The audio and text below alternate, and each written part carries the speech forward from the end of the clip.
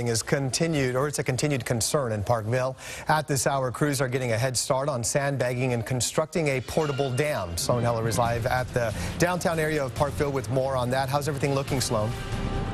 Good morning, Curtis. A lot of activity going on out here at this hour. Again, we are just 5 days out from the first expected flood here in Parkville and about 11 days out from the second. Again, that second flood is what people are most concerned, officials are most concerned with. I'm joined now by Scott Lohr. He is with the U.S. Army Corps of Engineers. A lot of work ahead of you today. Again, the sandbagging, the porta dam. If you can just first of all map out for us where this sandbag barrier is going to go and how high it is going to reach. And we're going to, I think, step this way to do it the best way. Okay. One of our first phases of construction here during this event is to place a 5 feet high to 4 feet, 3 feet 2, and tie up to the elevation of the railroad track. That's to maintain temporary access to these businesses during the rise of the water. When the water rises beyond that elevation, the protection is to consist of a porta dam structure to be placed around the businesses downtown, which provides an added height of 4 feet above existing ground at that location, and that's designed to protect up to the projected high water mark. Now, if the water happens to go above that porta dam, what happens then?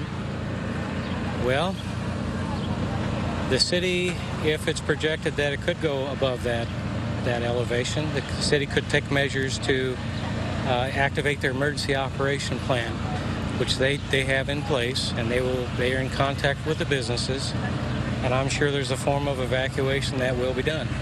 So at this point, realistically, though, what we are probably looking at is flooding over at English Landing Park, correct? That's true.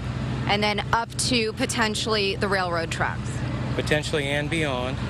We're leaving the railroad tracks open until water gets to that point, and then the city will coordinate with the railroad about making the transition back to the higher water marks. Now, the good news is you have a lot of high-tech equipment out here. You've got this incredible sandbagging mechanism here, which, by the way, produces 30 sandbags every single minute, which is just incredible. And again, this porta dam coming in from Sacramento, this steel sort of fence-like structure. How, in your mind, optimistic are you that you have the best resources you possibly can in this case?